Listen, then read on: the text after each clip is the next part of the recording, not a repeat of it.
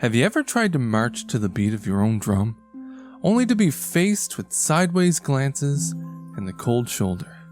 Not everyone understands your musical joviality. You get that. What if I told you there's a world where its denizens speak only in song? A world that's so cute and fuzzy that the phrase cold shoulder couldn't possibly exist, because they have soft down-covered wings, not shoulders. Well, my dear backloggers, I think you'll fit right in, because this time around on the Backlog Odyssey, I'm taking a look at a game that's so cute, you'll need those catchy beats to jumpstart your love-stricken heart, Songbird Symphony. So calibrate your metronome and totes your adorbs, because it's time for another backlog review.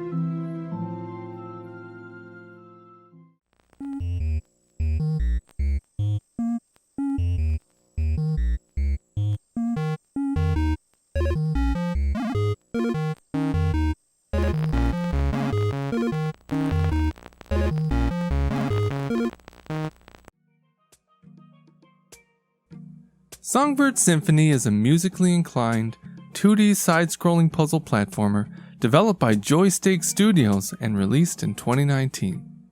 Which sounds like your standard run-of-the-mill ordeal, but what sets this game apart from other 2D platformers is its inclusion of rhythm elements primarily in the form of repeat-after-me boss fights.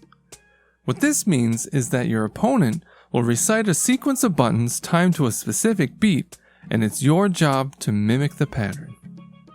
When JoySteak Studios first started development on Songbird Symphony, it was their goal to create a game that could be played by anyone, young or old, and would embrace the family-friendly nature of a Disney movie, including its musical qualities.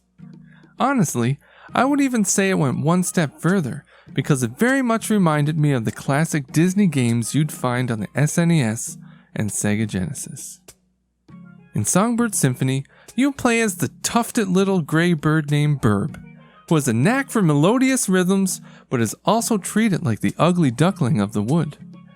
After hatching from his egg in a village of peacocks, Burb discovers that he's not quite the same as everyone else, including his beloved uncle. For one, he's not a peacock, but he also has the urge to sing, like, all the time. So Burb sets out on a journey into the unknown to discover who he is and learn the cherished songs of his forest brethren. The real question is, will Burb find where he belongs? Will he master the art of song? Well, it's a Disney-esque game, so probably so, but there's only one way to find out. First off, let me just say one thing about Songbird Symphony. It's excruciatingly adorable! I mean, I can't overstate that fact. Everything is so perfectly cuddly and colorful, with crisp hand-drawn pixel art that's exceptionally animated and brings those nostalgia feels home. Then it's all tied together with a heartwarming soundtrack. From the moment I booted the game up, there was a big smile on my face, which isn't surprising because Songbird Symphony is basically happiness in game form. I could even hear my wife in the background as she watched me play it, oohing and ahhing at the darling little birds chirping and dancing as I passed them by. Even the gameplay is charming, if not a bit simple.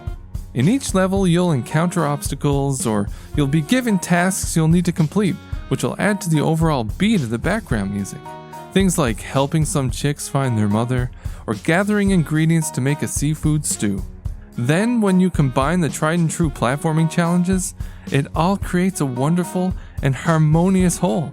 Even though the challenges may be a bit on the easy side, and the little exploring you have to do to collect the hidden items throughout the world are completely optional, I found the game to be quite relaxing and fun to play. I never really thought twice about its difficulty. That is, until I hit the rhythm sections of the game. Sections that you are required to complete to progress. Now, I will say this, I'm not the greatest rhythm game player that ever existed, but I do enjoy the odd DDR session or two. But I just couldn't get the hang of the rhythm mechanics in Songbird Symphony. It's not that the music was terrible, or that the controls weren't responsive or anything, though I did have trouble with that occasionally. What I actually think it was how the developers decided to present the button patterns to you. In some instances it was okay, and I could tell what I needed to press and when, but in others, It just seemed jumbled and too easy to lose track of what was coming next. That and the types of patterns changed too often, so you never really got used to using one before it moved on to the next. Stuff some new buttons in there as well, and it's a recipe for frustration. Honestly, by the end, I was just hearing honks and out-of-tune trumpets more than I was actually hearing the music. All in all, I'd still say that Songbird Symphony was a fun and enthralling game that really hammered home that classic Disney game feel. It even included some interesting twists to the formula that truly made the game unique.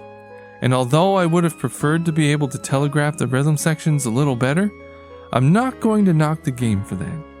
Like I said, I'm no expert, and with practice I'm sure you could hit each note flawlessly. However, I will say it dampened my experience a little bit. Despite all that though, I can't help but recommend you check out Songbird Symphony, even if it's just to see Little Burb dance.